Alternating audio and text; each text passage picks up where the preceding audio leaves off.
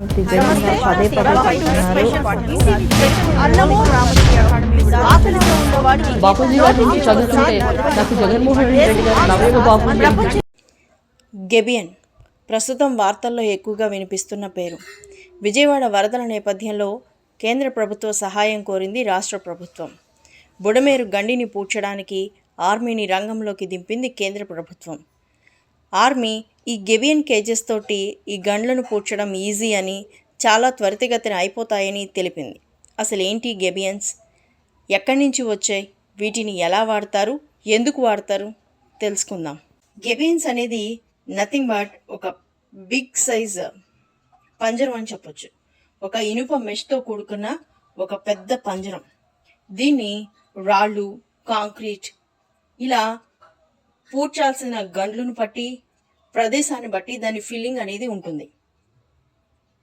అసలు గెబియన్స్ ఎప్పుడు కనుక్కున్నారు? 7,000 సంవత్సరాల క్రితమే వీటిని ఈజిప్షియన్లు వాడినట్లుగా తెలుస్తోంది.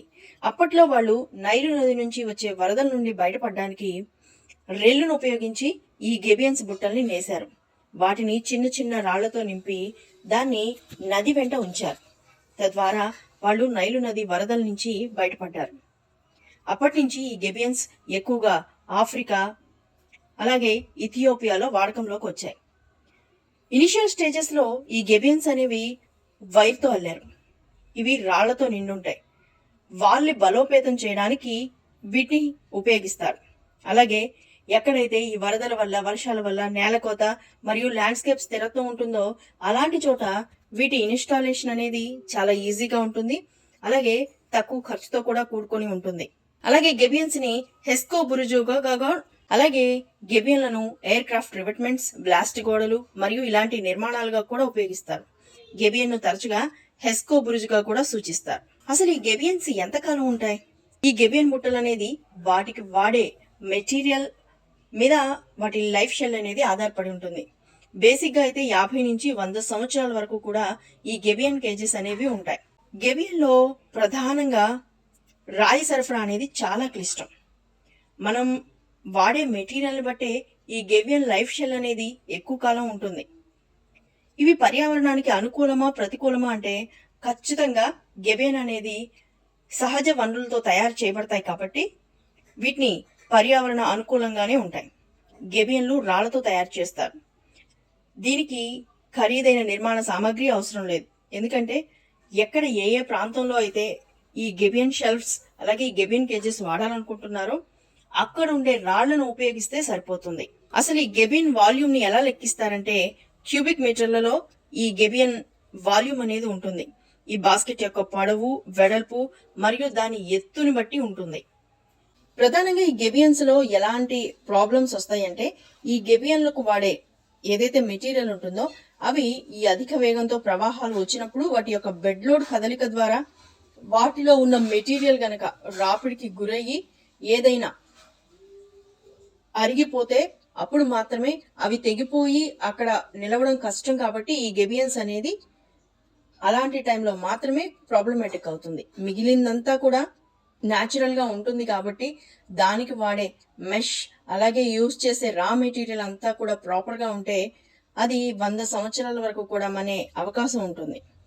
అసలు దీన్ని గెబియన్ అని ఎందుకు పిలుస్తారో తెలుసా? ఇది ఈజిప్షియన్లు కనుగొన్నారు కాబట్టి వాళ్ళ ఇటాలియన్ పదం గెబియన్ నుండి వచ్చింది. చెప్పాలంటే బిగ్ కేజ్ అన్నమాట. అలాగే అసలు ఈ గెబియన్ బుట్టల్ని ఎక్కడెక్కడ వాడతారు? ఇది ఒకదాని మీద ఒకటి ఉంచొచ్చు. నదీ గర్భం యొక్క కోతల్ని, గెబియన్ బుట్టల్ని తరచుగా ఒకదానిపై ఒకటి నిలువుగా లేదా టెర్రస్ తో నదీ తీరానికి అడ్డుగా ఉంచి ఒడ్డు మరింత కోతకు గురి కాకుండా ఉంచుతారు. నదీ గర్భం యొక్క కోతను ఆపడానికి కూడా గెబియన్ బుట్టలను ఉపయోగించవచ్చు. మరియు సాధారణంగా గెబియన్ మెట్రిక్స్ గా కూడా వీటిని సూచిస్తారు. గెబియన్ మరియు రిప్రాప్ మధ్య తేడా ఏంటి? రిప్రాప్ 2:1 లేదా అంతకంటే తక్కువ వాళ్ళకి మాత్రమే సరిపోతుంది. గెబియన్ ని గోడల్లో పేర్చొచ్చు కాబట్టి అవి నిటారుగా ఉండే ఒడ్డులు మరియు ఛానల్ లైనింగ్ కి బాగా సరిపోతాయి. రాళ్ల స్థాయి కోతకు ప్రతిఘటనను ప్రభావితం చేస్తుంది. అందువల్ల డిజైన్ తో పాటు ఫిల్టర్ లేయర్ లేదా జియో టెక్స్టైల్స్ వీటిని ప్రభావితం చేస్తాయి. దేశ రక్షణ కోసం ఈ గెబియన్స్ ని ఎలా వాడతారో తెలుసా? సైనికుల ప్రాణాలని గెబియన్స్ ఏ విధంగా కాపాడతాయో తెలుసా? సహజంగా గెబియన్స్ అనేవి చాలా రకాలుగా ఉంటాయి. ప్రధానంగా ఆర్మీలో వచ్చేసరికి వీటిని రకరకాలుగా వాడతారు. అంటే ఒక రిటైనింగ్ వాల్ అని చెప్పొచ్చు.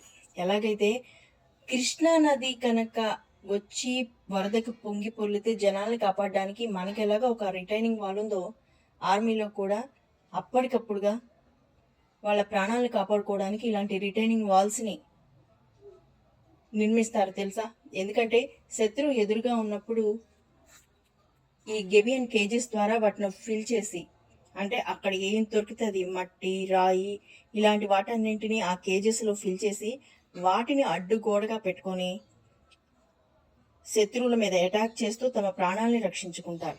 ఇది ప్రధానంగా ఆర్మీలో వాడే ఒక టెక్నిక్.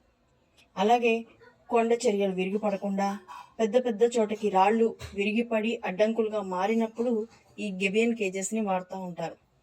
ఇది అన్ని దేశాల ఆర్మీ వాడే ఒక రకమైన టెక్నిక్.